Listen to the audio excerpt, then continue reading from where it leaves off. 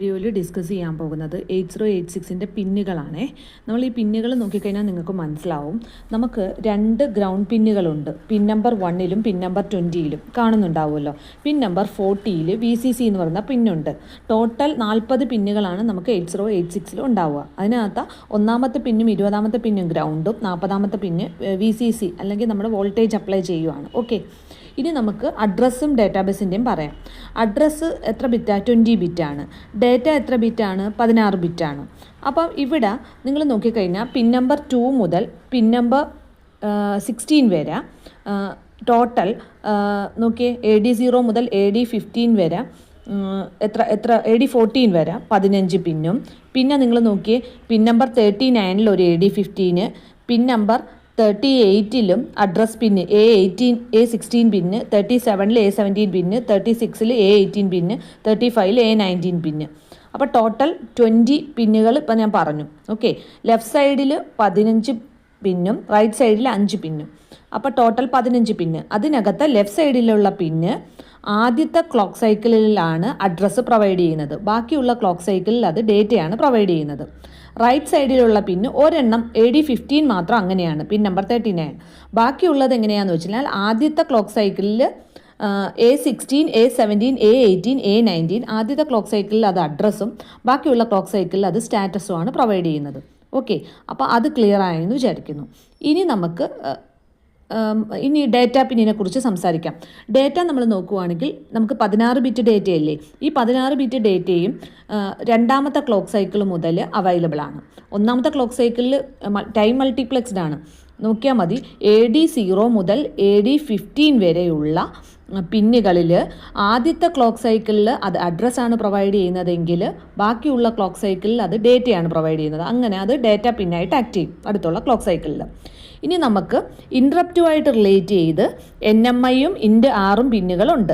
NMI non maskable, pin number 17 non maskable ഇൻട്രപ്റ്റും, തൊട്ട് താഴെ software interrupt റിക്വസ്റ്റുകളൊക്കെ വരാൻ വേണ്ടിയിട്ട് ഇൻട്രപ്റ്റ് റിക്വസ്റ്റ് പിന്ന് 18ാമത്തത്. പിന്നെ ഈ ചിപ്പിന് ക്ലോക്ക് പ്രൊവൈഡ് ചെയ്യാം, ക്ലോക്ക് സിഗ്നൽ പ്രൊവൈഡ് ചെയ്യാം, പിൻ നമ്പർ 19. ഓക്കെ, പിന്നെ നമ്മൾ നോക്കേണ്ടതെന്ന് വെച്ച് കഴിഞ്ഞാൽ ബസ് ഹൈ അണേബിൾ പിന്നാണ്.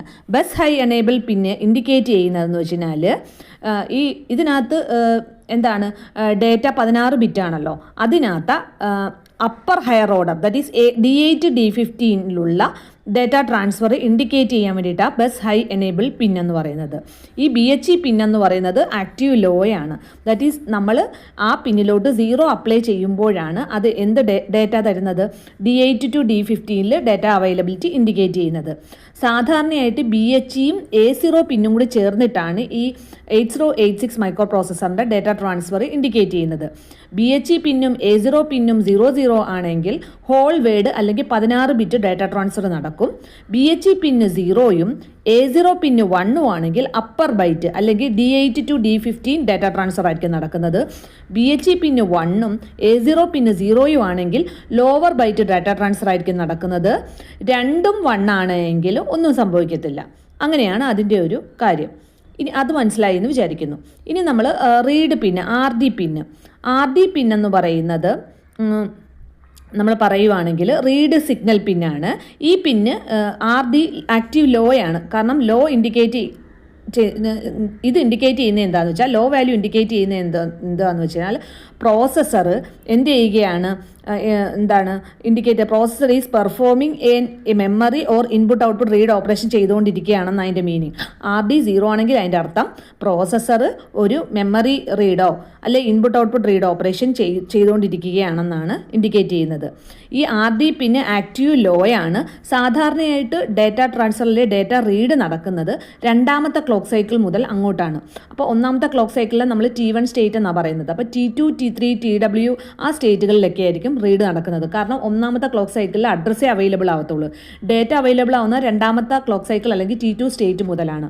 അപ്പോൾ അപ്പം മുതലായിരിക്കും സാധാരണയായിട്ട് റീഡ് ഓപ്പറേഷൻ വർക്ക് ചെയ്യുന്നത്. അപ്പോൾ അത് മനസ്സിലായി എന്ന് വിചാരിക്കുന്നു. ഇനി നമുക്ക് ഉള്ള അടുത്ത ഒരു പിന്നെന്ന് പറയുന്നത് ഏതാണ്, റിക്വസ്റ്റ് അല്ലെങ്കിൽ ഗ്രാൻഡ് പിന്നാണ് ഉള്ളത് അല്ലേ. അത് ശരിക്കും പറഞ്ഞാൽ മാക്സിമം മോഡിലുള്ള പിന്നുകളാണ്. അത് പിന്നീട് പറയാം. നമുക്ക് ഇപ്പുറത്തെ സൈഡിൽ മിനിമം മോഡ് പിന്നുകൾ കാണിച്ചിട്ടുണ്ട്. അപ്പോൾ ആ പിന്നുകൾ ആദ്യം പറയാം. ഒന്നാമത്തെ പിന്ന് ഹോൾഡ് പിന്നും ഹോൾഡിനൊപ്പം ഹോൾഡ് അക്നോളജ്മെൻറ്റ് പിന്നും. അത് രണ്ട് ഹോൾഡ് പിന്ന് ഹൈ ആണ് എങ്കിൽ അതിൻ്റെ അർത്ഥം എന്താണ് ഒരു DMA കൺട്രോളർ പ്രോസസ്സറിൽ നിന്ന് ബസ് റിക്വസ്റ്റ് ചെയ്യുന്നു എന്ന് അതിൻ്റെ അർത്ഥം. ഓക്കെ, ഹോൾഡ് റിക്വസ്റ്റ് പ്രോസസ്സറിന് കിട്ടിക്കഴിഞ്ഞാൽ പ്രോസസ്സർ ഉടനെ ഹോൾഡ് അക്നോളജ്മെൻറ്റ് സിഗ്നൽ തിരിച്ച് DMA കൺട്രോളറിന് കൊടുക്കും. അപ്പം ഹോൾഡ് എന്ന് പറയുന്ന പിന്നെന്ന് പറയുന്നത് എന്തിനു വേണ്ടിയിട്ടാണെന്ന് മനസ്സിലായി കാണും. അത് ഒരു ഇൻപുട്ട് പിന്നാണ്. മൈക്രോ പ്രോസസ്സറിനെ സംബന്ധിച്ച് അതൊരു ഇൻപുട്ട് പിന്നാണ്. ഒരു DMA കൺട്രോളർ ഹോൾഡ് ചെയ്യാൻ വേണ്ടിയിട്ട് റിക്വസ്റ്റ് കൊടുക്കുകയാണ്. ഡേറ്റാബേസ് റിക്വസ്റ്റ്, ഡേറ്റ അല്ല, ഫുൾ ബസ് റിക്വസ്റ്റ് ചെയ്യുകയാണ്. തിരിച്ച് കൺഫേം ആവുമ്പം പ്രോസസ്സർ തിരിച്ച് DMA കൺട്രോളറിന് കൊടുക്കുന്നതാണ് ഹോൾഡ് അക്നോളജ്മെൻറ്റ്. പിന്നെ നമ്മൾ കാണുന്നത് റൈറ്റ് പിന്നാണ്. അപ്പോൾ റൈറ്റ് പിൻ എന്തിനാണെന്ന് നിങ്ങൾക്കറിയാം, നമുക്ക് റൈറ്റ് ചെയ്യാൻ അല്ലേ, ഡേറ്റ റൈറ്റ് ചെയ്യാൻ വേണ്ടിയിട്ടാണ്. പിന്നെ മെമ്മറി ബാർ IO എന്തിനാണെന്നറിയാം. M1 ആണെങ്കിൽ മെമ്മറി ഓപ്പറേഷൻ ആണ്, 0 ആണെങ്കിൽ ഇൻപുട്ട് ഔട്ട്പുട്ട് ആണ്. ഇനി ഡേറ്റ ട്രാൻസ്ഫർ ആണോ റിസീവർ ആണോ എന്നുള്ളതാണ് DT, data transmit or receive pin. Data enable പിന്നെ എന്താ ഇൻഡിക്കേറ്റ് ചെയ്യുന്നതെന്ന് വെച്ചാൽ അവൈലബിലിറ്റി ഓഫ് ഡേറ്റ. ഈ ഡേറ്റ രണ്ടാമത്തെ ക്ലോക്ക് സൈക്കിൾ അല്ലെങ്കിൽ രണ്ടാമത്തെ T സ്റ്റേറ്റ് മുതലല്ലേ അവൈലബിൾ ആവത്തുള്ളൂ. So availability of data indicate ചെയ്യാൻ വേണ്ടിയിട്ടാണ് ഡേറ്റ എനേബിൾ പിന്ന്.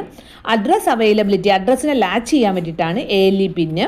അപ്പം DEN എന്ന് പറയുന്നത് സത്യം പറഞ്ഞാൽ രണ്ടാമത്തെ ക്ലോക്ക് സൈക്കിൾ മുതൽ ആക്റ്റീവ് ആണ് എങ്കിൽ ALE പിന്നെ ആദ്യത്തെ ക്ലോക്ക് സൈക്കിൾ, അഡ്രസ് അവൈലബിൾ ആവുന്ന ഒന്നാമത്തെ ക്ലോക്ക് സൈക്കിളില്ല, ALE പിന്നെ മാത്രമേ അവൈലബിൾ ആവത്തുള്ളൂ.